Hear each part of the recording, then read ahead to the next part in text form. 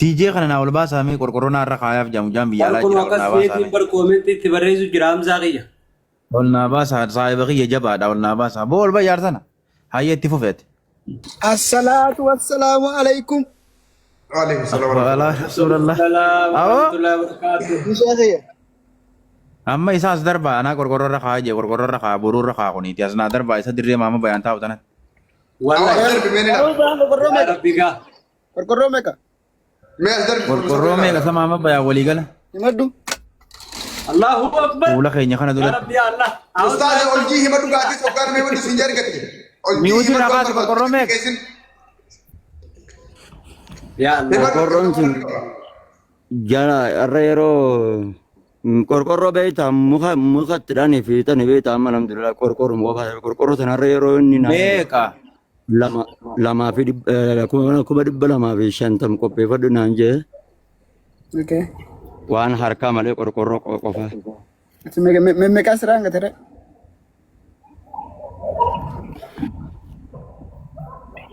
لا فاني balan كبدو tarmatin ga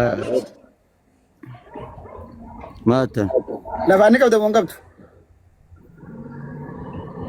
la jabbar fa ko baka male laman ko bloke نو اشو خيا لاي Manaka. Ah, korkoro aga to pagkakil fa kabda la ngab Aya sabar. Dabal. Guyyaa deengadda. ani akkani nanje de la akkani nanje de ani malin jede na wan wae malaka korkoro amma fin qabu awo morale tan itindon adudada muka aduda yo gamti kate turban lamarro ha ujja to korran qarsini nanje ni beita ما باين نجيب أروح يا ماري سينامي Isiniin. اوكي جمعة دي بلا مسافين نكاش تمت تدارو ان شاء الله والله Allahu Akbar. Allahu Akbar. awo TJ khiya muja TJ khiya jirat buat kizi unta mata ulu Habibi qabda TJ muja wallahi. والله Allahu akbar Wallahi DJ Baba kiyya wallahi wa billahi. Aw Rabbiin dhagay. aw wallahi Bakkatti sirraa dhimiftuun darabbi sirraa cufu DJ kiyya. Wallahi billahi. bani khamera mal abbasi khamera Bana tawa wallahi TJ khiya bani gize unda khabajanu gota muja bakka demtu Dishe. tidan Wallahi wax naligaw. gargar sarra gize jiru awo galatomi wallahi alazim Masha Allah. video kanalle warabadda dalal obolezi kenya TJ mamma bayanif qorro guutu arshi Ethiopia kuma dibbalaman gittim gode irra khayef abo galatomi obolezi kenya jazakumullah ma sha Allah jaa undi khaysanoi ilmi nama gafa nama bira dabbat akkana kunola daqiiqatti osoo nuti qottu bira dabbadu jenin ol seene gasti ergate wan barbaachisu ana godaje gittim gode irra khayefi abo wallahi DJ khiya galatomi habibi mamma bayan baati soomanatana mamma bayan baati soomanata as deemtu tana mooraa tee fixattee qorqorroo tee irra dhawattee haadha mana keetiitiif daa'ima kee as keessatti qalbi takkaa wajji soomanta salaamu alaikum Masha والله Allah. أمزا جيجرا تومي نتوكل ولا كنا من كم نبيت أكرم ولد بايا عرف ناس ولا غيره ما شاء الله وبلا سكان جيجرا تومي فادو ربي سيا عندكم شيء تشوفون الدوار بيدو بتو رابلا أنا خالد جرا والله ساعات أنا ما يتوقع أكنا كلا ساعتي أخر ولا درا تكايتو من دوبا جتو مورا خيسا كجولة نمي بدار عالم خيل من ما برسيسو نمي نمي ربا فردي بس ديور برسيسو apa taapate ulah durata ani rabbina khasiyatin torban to kudura gafa gargarsan egal ujeb no video na da wale whatsapp iran wallahi rakko number nata garsis amma bakanya mata wajib kana no tidaga da fi mukene fi haramo du batar ko girtani misi ani bakanya reki su fi mana san kai sana reki daba mukamanati mu huccu dandote huccu waan kashitaa tanii waan qaamsola wahii dhaawuu natti akkasitti wannoo godhan. Namni qabisa babbareedaa uffata waggaa laayifii ta'a wanni ati siduu waan agartu waan babbareedduudha garuu bitaaf mirga isaa maaltu akka jiru isa farda buufaa beeku. Hedduu garaa nu nyaate beektaa fi qabannee waan goonuu fi biyya araba keessa irraa gargaarsa isaati kennee itti laphaanee sabboontu abdillee ol baasa kadii ol baasiin taas gara gosa galee hojjetanaa. Hanga dandeenyutti maal jennee Hamzaan nu argee jira harka takka faatti bullee harka lammaffaallee waan takka takka itti agarree maal jennee an hanga idaatti illee qubaan qaba beektaa maaltu akka bu'ee fi waan san maal irra akka inni oolchee fi waan hunda qubaan qabaani. Wallaahi yeroo takka takka hojii karaa yaasitiin biyya arabaa tana maara deema jaaka ijoolletti isheenni guddaan kun isin eegale. Waan goonus dhabneetti gargaarsaa lamata akka itti deebinee miidiyaa irra dubbannu dhabne Geema taraa duraa inni taphadha maqaan ishee haallee akka fedhe haa ta'u rakkootu tirana qayyee illee harka dhoorgan maalinni gargaarsa kenneetti illee akka inni barbaadu hin taaneef geema inni taphadha jiru harka qabneetti maqaa gargaarsaa ittiin harkaa ukkaabsinee gargaarsa guyyaa lamarra oollee umaan agarre dalas bakka hedduu waliin rakkateetti anu waan hin jiruun dhabee boodarra bakkuma bilbila kaasuu dhabuutiin jedhanu callee deemti dhiisee firaa waliin gurguramu. Amma isa sana egaa kuma dhibba lama tuuf ni qabdee kuma shantamaa fi ammallee itti barbaada nama biraa irraa walumaa galatti ni cufamaa fi warra biyyee galatoota. Obboleessa keenya TJ ani yeroonii fi dura ati koomentii jala dura barreesse jecha malee jechuudha. Yeroonii fi akkanumatti ofirraa faa nama dubbatu nama qoosaaf dubbatuun see koomentiidhaan gaafannaan hangasumatti hamzallee harkee ol baasiinaan jee. Dhugaa dubbachuuf leenci akka obboleessa keenyaa kun ni takkata. Amma obboleessi keenya kun wallaahi qalbii obboleessa keenyaa kana tokkoffaa dabbaal quba qabde jaartii isaa dhalteetti warra soddaa jirti. Oguu jaartiin dhalte biyyatti dirqama olmabaa mana kee dhufuu qabdi. Mana san dhufuudhaaf ammoo inni mana gubbaan qabuu jaa. Hedduu bakka rakkoo keessa jira dhugaan siin jaa. Kanaafuu obboleessi keenya kun egaa rakkoo isaa tana harkeetti irraa cufe yaa rabbeeti ni dandeessa.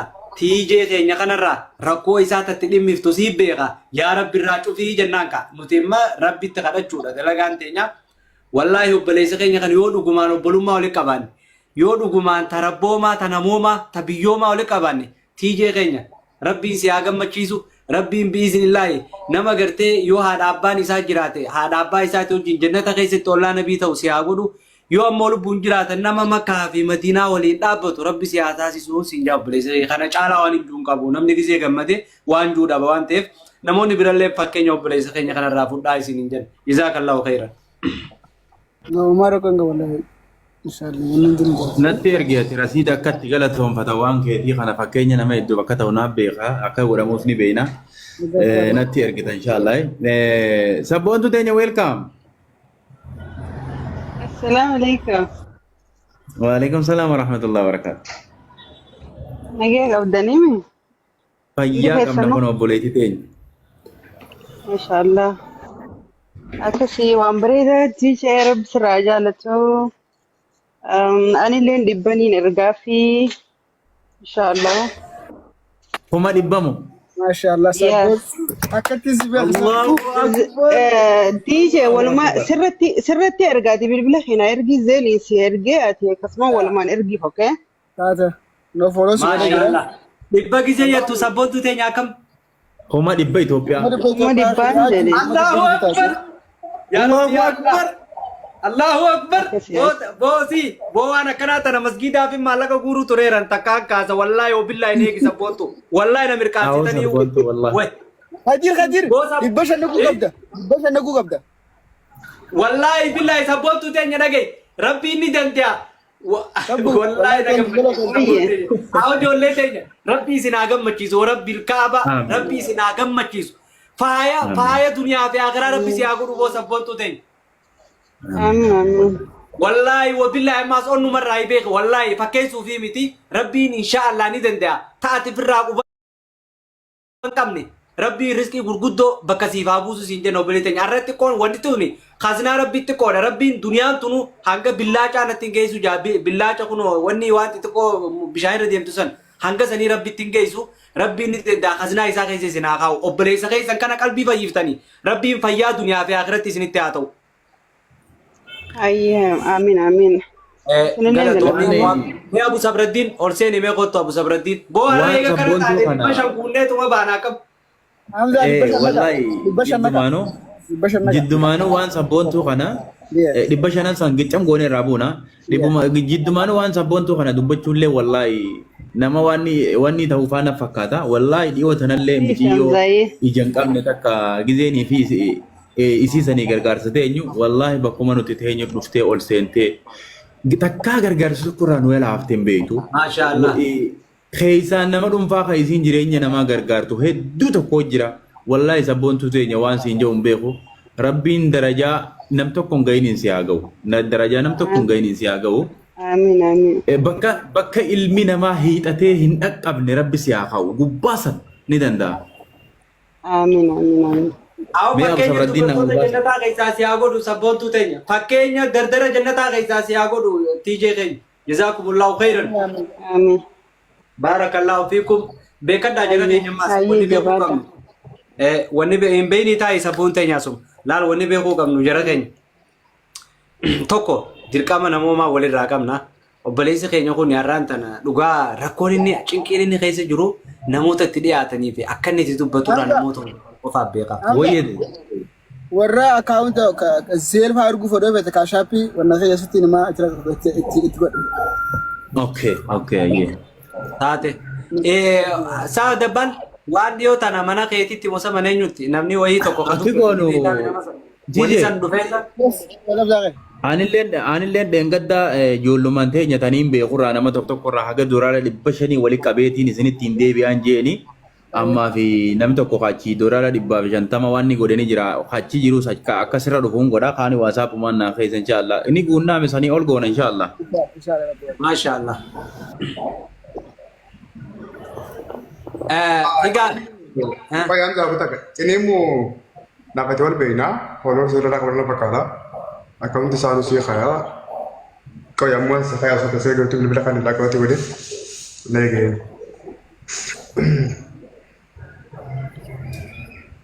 Ya Rabbi gaa kana aboo wallahi reefuma bargaas taa'ee yaa Rabbi ansi malee ijaa. Mee namni biraanii jirtanii mee kottaa ijoollummaan teenyaa'uu namnummaan mufaajaa kana daran Amza amma asmarratti Rabbi sudah dati. Waan jenne difnu miti sabboontu nama kau boleh di terondo linjur wakabeenu. Gurbaan obboleessa keenya fasumba Hamza wajjin sirrii wal beekanii waan qabatamaa takka xiqqaatu guddattu sooma gootu uumaan kaa qabdu tayoo barreessine boruun dhabu. Taatilee nama waan ishee godhu godhu. Maallaqa kana bar amma jarri lachuutu jara waliin beenu. Yaa isaan ni amanne. Yaa kanneen miti maallaqa biraatiif rakkadhaa malee kuni ijoolleen mana jirti. Nama Isaan hin baanu lakkeen.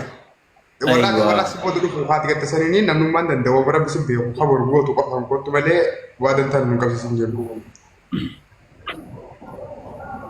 Awoo qalbuu moobbileetii namni biraa kan amma ol baatanii namni biraa kan amma ol baatanii akkanumatti akkuma asirratti ammumaan tana waan qabatamaa ijoolluma namuma beeynu bakka gaggabaabsineetuma bara waan biraa waan beellama seenanii baatii boruuf ta'an ta'u osoo hin ta'in akkanumatti ol ba'ame ammallee.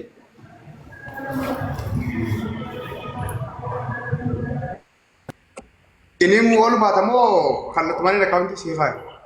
Yoo kallattiin akaawuntii sii ka'uu taate siif hin kaya. Osoo ol baatee dubbattee dasna jagaru. Dabbaalaan egaa kanuma dabbaal juun laal mooditara sii kanneen. Ol baasi. Ini mu nama ol baasi. Ini mu nama ol baasi. Lachuutu sii kanneen ol baasi. Mooditara sii kanneen lachuutu ni ol baasi. In qabu kan hin gasti kasi kawana. Lachuutu sii kanneen. Okay. Amma. Ini mu gasti ergi. Atumaan ol baasi. Ini mu biraa beekan fakkaata. Gasti ergati. Harka si ilaala. Qooyo kunoo naatu harkisaa hoyi. السلام عليكم ورحمة الله وبركاته. وعليكم السلام ورحمة الله وبركاته. كم جرتن؟ نجا. الحمد لله فيا كم جرت؟ أي وبليس خيا في شيخين برسيسا أدفوكيتر أمانتي إسلاما الدون دقي فدا جلت آيتين الدون دقي فدا kanaaf hedduu rabbiin fayyaa kennuuf umrii haa dheereessu rakkoonsaa rakkootiya waan hin danda'u biraa dhaabbadda asirratti waa takkallee akka jettan hin barbaadu innummaan bakkuma taa'u sanitti du'aa inaa haa godhu haadha tiyyaa fi abbaa kiyyaaf fuula rabbii jiranii isaaniif du'aa inaa haa godhu haganumaan jaa 50 niin ergaa fi akkaawuntiin erga fayyaa ta'a. Maashaallah. Seeraa jira gara toomii atuuni cuftee waan ati cufteen bannuu ulfaadhu akkaawuntii ana seeraa jira tiktookuu kiyya guddaa kana. Jazaakumullahu khairan. Obboleessa keenya rabbiin haadha abbaa kee yoo jiraatan umrii haa dheeressu yoo harmoo deeman akramanii jiranii du'aa godhu. Maashaallah. Mee Ustaaz Mahammad awa mummatti ergigaa obboleessi keenya cimumuun agartee ammumaa akka waan dabarsuuf aduutii isaa. Ini munaaf beekan. Ini munaaf beekan ni godhani. Kun shantama jeemi. Ilmu nagaa fatta kalas dus. Masha Allah. Meeqa harkanne? Kuma dhibba sadii. Umra bis diinta barganne jirtu. Eebar wanni tokko leekiseef nama beektaa sirree wanti jee akkas jeeqa. Kun waanis jee beektaa libjaa. No, inni nama guddaadha. Masha Allah. Inni nama guddaadha. Nama beekamaadha. Masha Allah. Jazakumullahu khairan obboleessa keenya. Haadhaa fi abbaa kee rabbiin jannatal firdoos haa kennuufi Ustaaz Mahammad. Mabbeyaan. Indaga. Yara ta'e. Dubbadhu Hamza. Maama bayan du'aayin waa godhu nutumaafu du'aa yaa godhu anaa fi sii fi dabbaalii fi inni illee gizee dura bakka tana dhufnu caaluma jennee nu dubbanne jennee ol baane gizee fuula maama bayan laallee kitaaba irraa dubbatanii beeytanii mi wanni isin iyyaafattan hundi isin jala haa dubbatu. Hunduma keessa warra as jiruu fi ka keessa jiruu fi ka kannatee fi kan kannatin illee wanni isin laaltan hundi isin jala haa dubbatu. Bakka ilmi namaa hiixatee isin hin dhaqqabne rabbi isin haa kaayu gubbaa sanni danda'a. Yoo duniyaa feetan rabbi duniyaa harki rabbii bal'aadha. Rabbi ulaa irraa isin haa saaqu. Haqabdan keessallee barakaa rabbi isin haa kaayu. Nama yoomillee obboleessa isaa gammachiisu rabbiin isin haa godhu. Masgiida taa'anii guyyaa guutuu quraana qaraa oolurra yookaan wanni takkaafachiisu halkan guutuu taa'aa oolurra. Achi deemtee obboleessa kee tokko gammachiiftee as deebi'u turre caalaa akka jaansanii nama yoomillee obboleessa fi gammachiisee gammadu rabbi isin haa taasisu jiruu teessan keessa rabbi barakaa isin haa kaa'u jiruu keessa barakaa rabbi isin haa kaa'u jechi tokkichi kuni jecha hagana laalamu fayyaa tee keessa barakaa riskii tee keessa barakaa ilmaan kee keessa barakaa umrii tee keessa barakaa rabbi jiruu teessan keessa barakaa isin haa kaa'u ummata.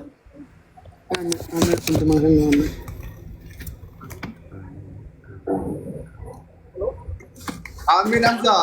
Boy dah Syekh aja pada masyaallah ni dandeessa. Jawab Zan du'ai masyaallah sirriitti godhaa Ay. qaba. Dua illee bifilchaattu godha barta garaa gasiseen takka garaarraa wanna godhee gajjabeessee seegalee itti qabee sirriitti. Duraan sheeka guddaan ture barre. Awwa Sheekh. Haga sadarkaa biyyatti ni jiraame gaafa namni miimoorii fayyadamu tokko jiru miimoorii silkii keessa kaatan san. Sadarkaa sheekummaa fi darasaa onnee qabu tokko ta'uu kiyyarraa miimoorii namaatiin silkii keessa jalaan fuudhee cabsaa ture baqaa kabra.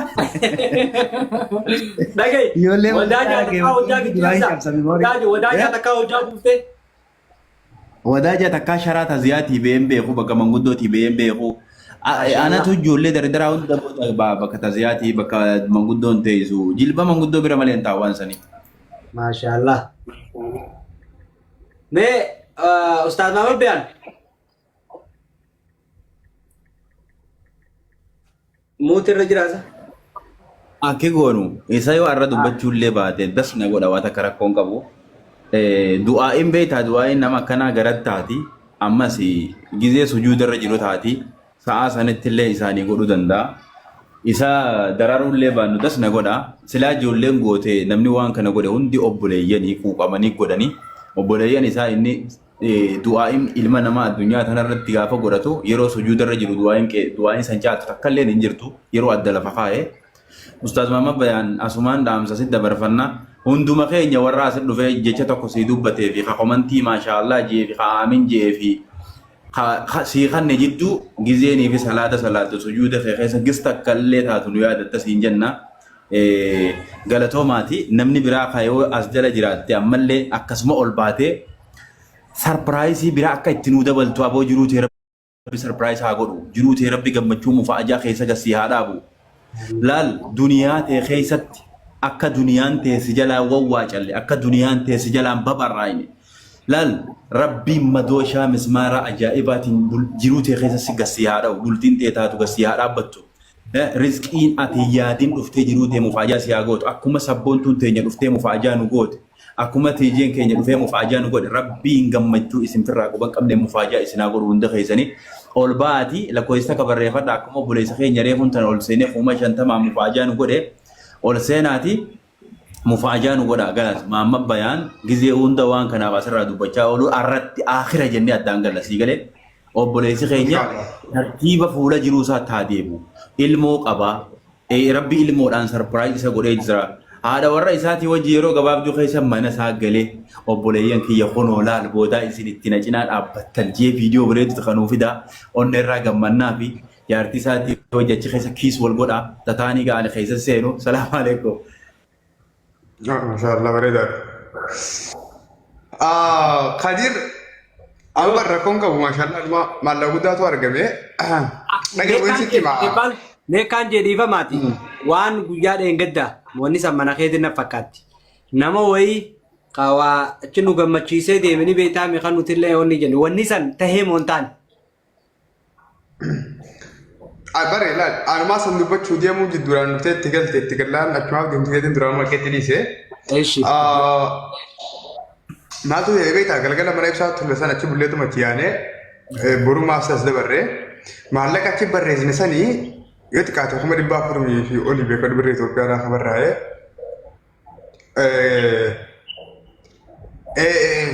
nin beeka dhiise.